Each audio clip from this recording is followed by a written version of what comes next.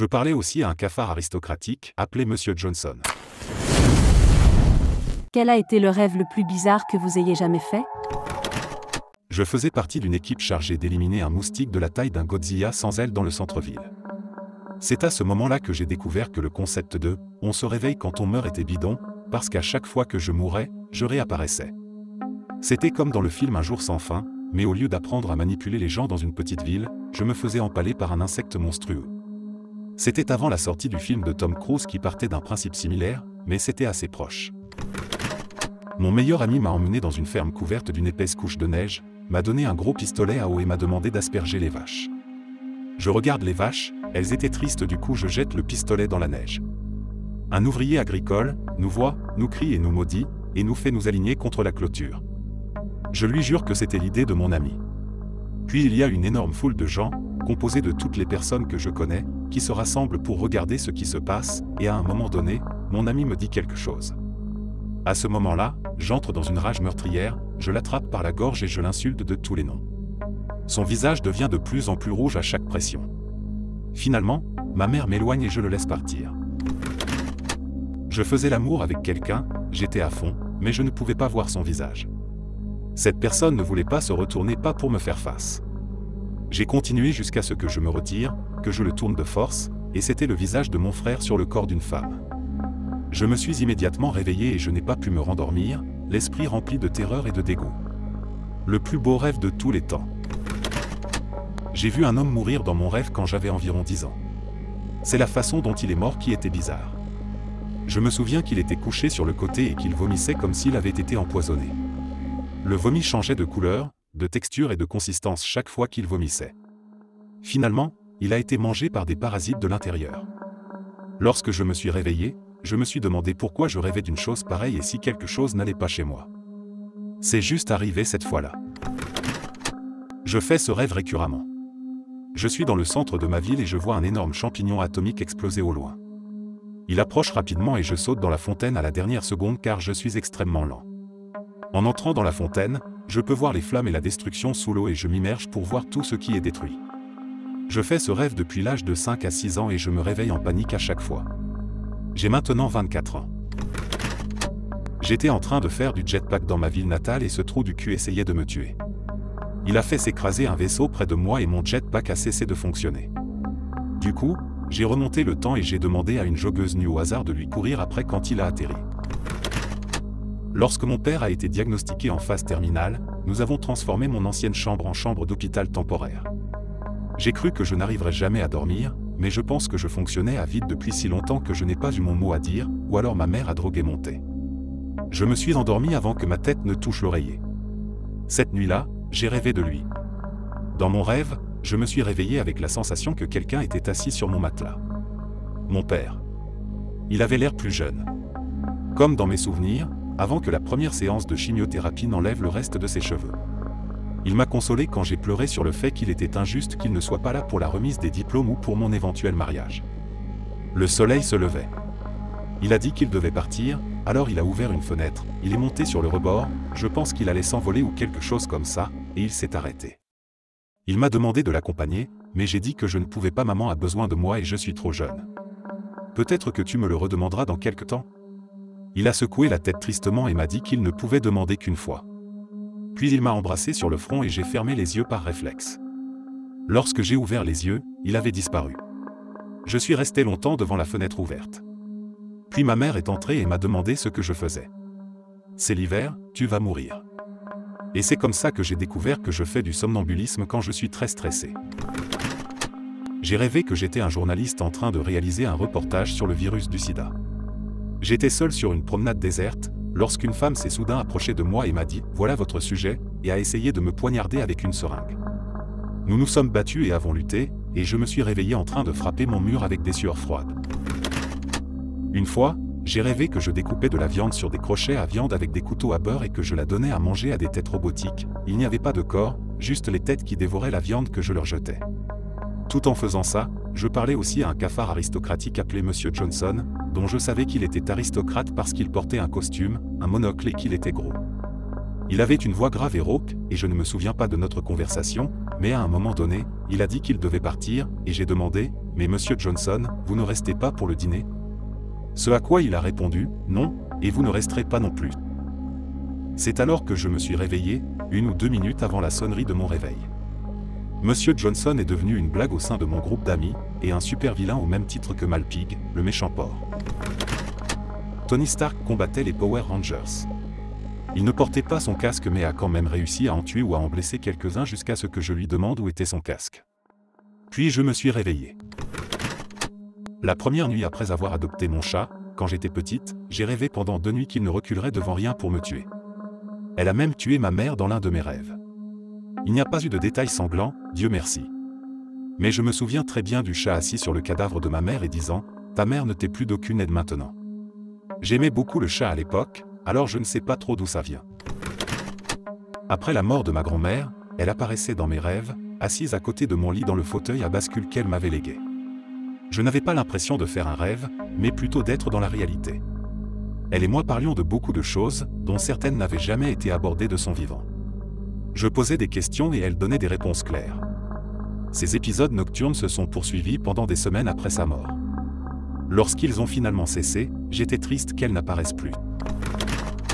Une fois, j'ai rêvé que j'étais chassé par un pigeon de taille humaine. Je me suis réveillé terrifié.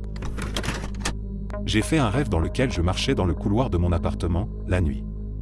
J'aperçois une vieille femme avec un tissu noué autour de la tête pour se protéger du froid glacial. Elle était au bout du couloir. Je me retourne et la regarde. Elle lève les yeux vers moi et laisse tomber sa canne. Ses yeux étaient noirs et sa bouche se tordait en un grognement. Je suis resté figé sur place. Elle s'est mise à sprinter vers moi et je n'ai pas hésité à me barrer de là. Je courais très lentement dans ce rêve et le couloir ne semblait jamais se terminer. Je me suis retourné en courant et la vieille femme était à quelques centimètres de mon visage, mais elle souriait maintenant. Elle m'a dit de m'arrêter et de la regarder. Elle allait dire quelque chose quand je me suis réveillé. Il était 8h47 du matin et mes parents étaient dans ma chambre en train de faire leurs valises. Ma mère repassait mes vêtements. Ce jour-là, nous quittions Singapour pour l'Inde. Nous étions en 2012 et j'avais 11 ans. Lorsque nous sommes allés dans la chambre que nous avions louée pour l'instant en Inde, le numéro de la chambre était le 847. Je suis entré dans un château et me suis retrouvé dans une salle géante remplie de pains différents. Je suppose que j'avais envie de pain. Mon premier souvenir est un cauchemar que j'ai fait vers l'âge de 5 ans. Je m'en souviens très bien et je n'ai aucune idée de la raison pour laquelle il m'a fait si peur. En y repensant, j'en ris, parce que c'est tellement bizarre. Mes amis et moi jouions dans la maison de mon enfance. On a frappé à la porte. Mon ami est allé ouvrir, et il y avait Barney à la porte. Mon ami l'a invité à entrer, mais à chaque fois qu'il me regardait, il avait des yeux rouges diaboliques. Personne d'autre ne l'a remarqué. Finalement, Barney a essayé de faire sortir tout le monde. Je l'ai suivi en hésitant, et dès que j'ai mis le pied dehors, j'ai vu une espèce de tricératops qui chargeait tout le monde avec ses cornes et qui avait des yeux rouges incandescents. C'est à ce moment-là que j'ai compris qu'il voulait du sang. J'ai essayé de faire fuir tout le monde, mais ils n'ont pas voulu m'écouter. J'ai regardé Barney et le tricératops s'en prendre à mon petit frère, et c'est là que je me suis réveillé. J'étais dans une pièce bleue et 3 filles sont entrées. L'une d'entre elles commence à danser autour de moi pendant qu'une autre m'embrasse. Au bout d'un moment elles partent et je me retrouve seul dans cette pièce. Je ne sais pas pourquoi mais je suis maintenant obligé de manger un bébé mourant. Je vois ses beaux yeux bleus qui me regardent et nous avons eu ce moment, c'est comme s'il me disait que c'est normal de faire ça, qu'il est né pour mourir, qu'il est né sans vie. Cela m'a apporté un peu de paix, alors j'ai regardé ses yeux s'éteindre et je l'ai mangé avec une fourchette et un couteau. C'était un des pires cauchemars que j'ai fait. J'étais enfant et je venais de regarder le film Predator. Dans mon rêve, le Predator me chassait. Il m'a finalement attrapé, a coincé la lance à l'endroit où mon bras était relié à mon corps, et a poussé dessus pour déloger mon bras. Je me suis réveillé avec le bras complètement flasque et inutilisable pendant les 30 minutes qui ont suivi. J'ai 2 types de rêves récurrents qui sont bizarres. Le premier est celui où je suis de retour au lycée ou à l'université et où il y a 1 ou 2 cours que j'ai complètement ignorés toute l'année et où je m'inquiète de savoir comment je vais les réussir. Le plus étrange, c'est qu'au milieu du rêve, je me souviens que j'ai obtenu mon diplôme universitaire il y a des années, mais dans le rêve il est logique que je sois de retour à l'école pour une raison ou une autre. Le deuxième rêve est celui où je trouve une porte cachée dans la maison où j'ai grandi et qui mène à une mystérieuse pièce cachée ou parfois à un étage entier.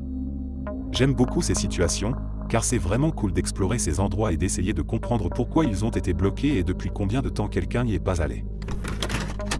Un jour, j'ai rêvé que mon mari, aux manières douces, sortait de la fenêtre de notre voiture dans une épicerie, attrapait une femme qui passait par les cheveux et lui tranchait le visage avec un couteau bien aiguisé.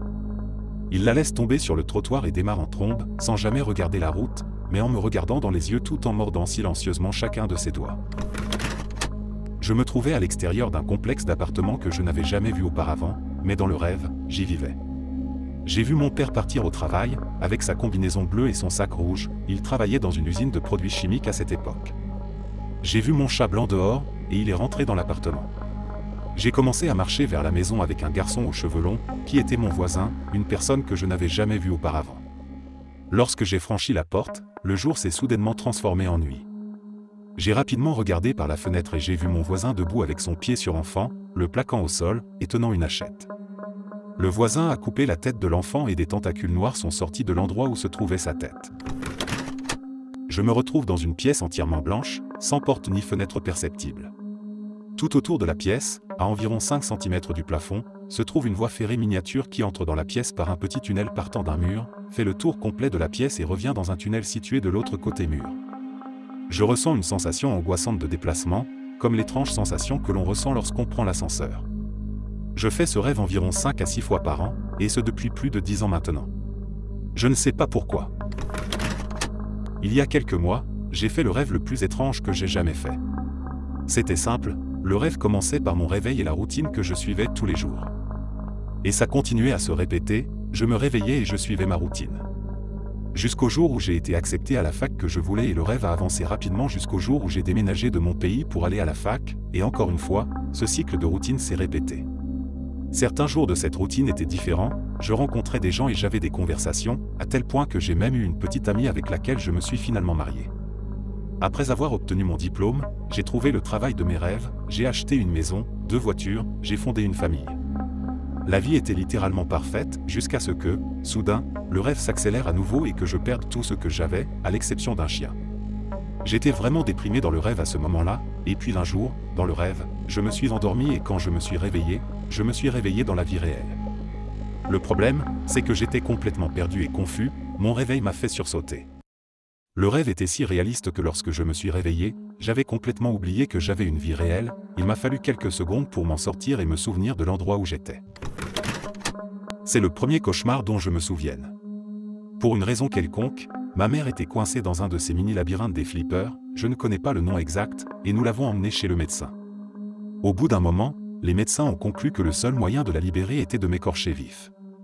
L'instant d'après, je vois le médecin s'approcher lentement de moi avec un scalpel, je crie et tout devient noir.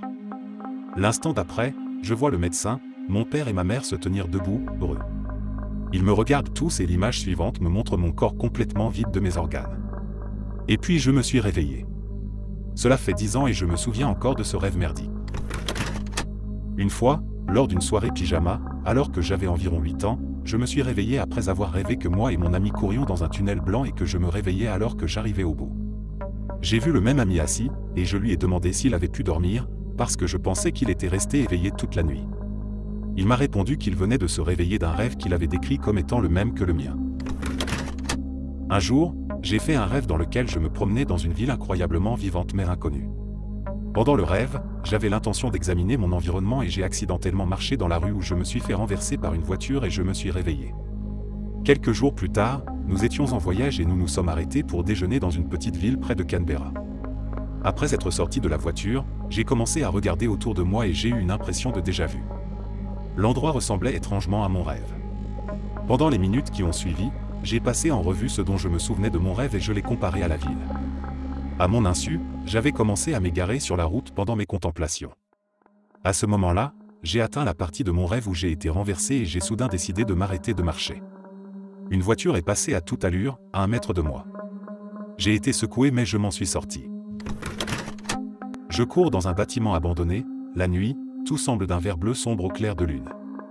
Je fuis quelque chose, j'essaie d'aller plus vite, mais je tombe sur des cul-de-sac, des trous dans le sol et des éclats de verre dans le couloir. J'arrive enfin à sortir du bâtiment et à me frayer un chemin à travers le terrain. Je sors et je me faufile dans les ruelles du centre-ville en essayant de ne pas attirer l'attention sur moi. Il y a des sans-abri qui se réchauffent autour de feux dans des barils en métal. L'une d'entre elles est une petite femme maigre qui tient quelque chose dans une couverture en papier d'aluminium. Elle commence à s'approcher de moi, pleure et est bouleversée par ce qu'il y a dedans. Je la lui prends et la déballe, la couverture entoure un bébé avec une queue de poisson. Le bébé ne bouge pas. Il est d'un blanc crayeux, visqueux, et ses yeux ressemblent à des yeux de poisson sur de la glace dans une poissonnerie. Elle veut que je prenne le bébé, mais il me fait encore plus peur que ceux qui me suivaient dans la maison, alors j'essaie de le rendre et je me retourne, et c'est là que je me réveille.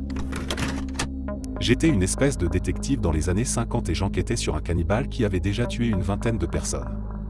À un moment je suis dans un immeuble abandonné et je monte les escaliers à toute vitesse en le suivant. Quand je le rattrape je le frappe et il tombe par terre. Je décide alors de l'attacher à un poteau rouillé en attendant des renforts. Je ferme les yeux puis l'image suivante, je suis à la place du cannibale, assis par terre attaché au poteau pendant que lui avait déjà mangé la moitié de ma cuisse. Je ne vois que l'os de ma jambe et je commence à crier en panique pendant qu'il me regarde en rigolant. Je me suis réveillé en criant avec des sueurs froides. Merci d'avoir écouté jusqu'à la fin. N'hésitez pas à vous abonner et à aimer la vidéo, si vous voulez aller dîner avec Monsieur Johnson le cafard aristocrate.